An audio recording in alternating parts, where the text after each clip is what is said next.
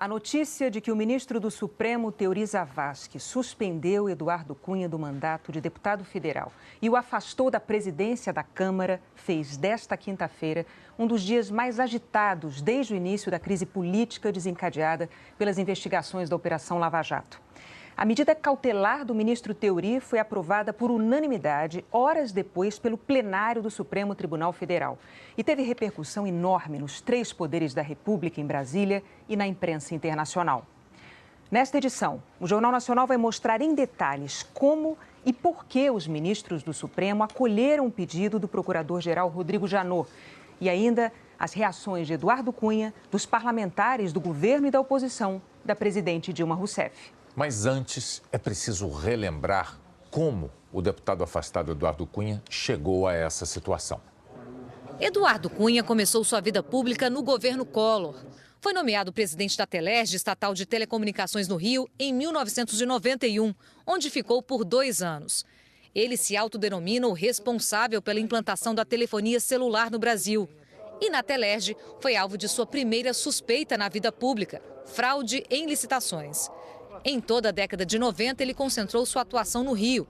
Em 1999, assumiu a presidência da Companhia Estadual de Habitação. Se licenciou depois de denúncias de irregularidades em licitações. Pelo voto, Eduardo Cunha começou a vida política em 2001, como deputado estadual no Rio. E aqui na Câmara, foi eleito pela primeira vez em 2003. Está no 4º mandato. Eduardo Cunha conseguiu protagonismo nacional com suas manobras políticas e os embates públicos com o governo. Conhecedor do regimento, ele atuou para acelerar e atrasar votações na Câmara, muitas contrariando os interesses do governo. Um poder que atraiu deputados de vários partidos para seu entorno político. Assim, Cunha tinha apoio e votos. Esse trabalho rendeu a ele a liderança do PMDB, a 2ª maior bancada na Câmara em 2013.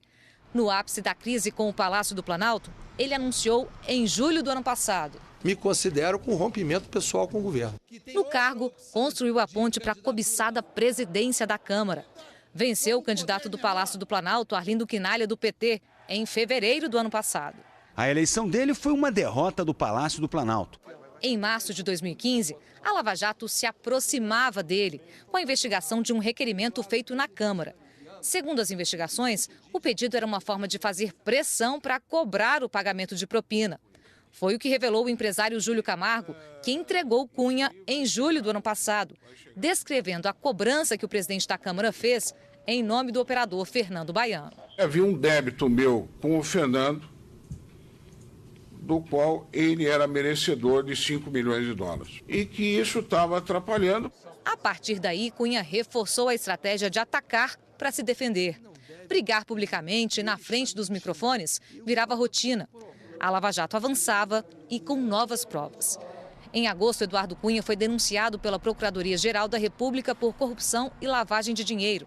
A acusação: receber propina de $5 milhões desviada de contrato da Petrobras. Em outubro, o escândalo das contas na Suíça. Aquelas que ele jurou na CPI da Petrobras que não tinha. A TV Globo revelou fotos e documentos dele e da família na abertura das contas. Nas outras contas também aparecem fotos do passaporte de Eduardo Cunha, da esposa Cláudia Cordeiro Cruz e da filha Daniele da Cunha e assinaturas do deputado. E também a delação mais contundente contra ele, a do operador Fernando Baiano, que revelou no ano passado entregas de dinheiro vivo. O próprio Baiano diz que levou entre R$1 milhão e R$1,5 milhão de reais ao escritório de Cunha, no Rio, em outubro de 2011. Em novembro, o Conselho de Ética abriu o processo por quebra de decoro. Na mesma semana, Cunha decidiu falar sobre as contas na Suíça nesta entrevista exclusiva. Não, eu sou o dono do dinheiro, não. Eu sou o usufrutário em vida nas condições determinadas. Para a Procuradoria-Geral da República, Cunha era, na verdade, o titular das contas.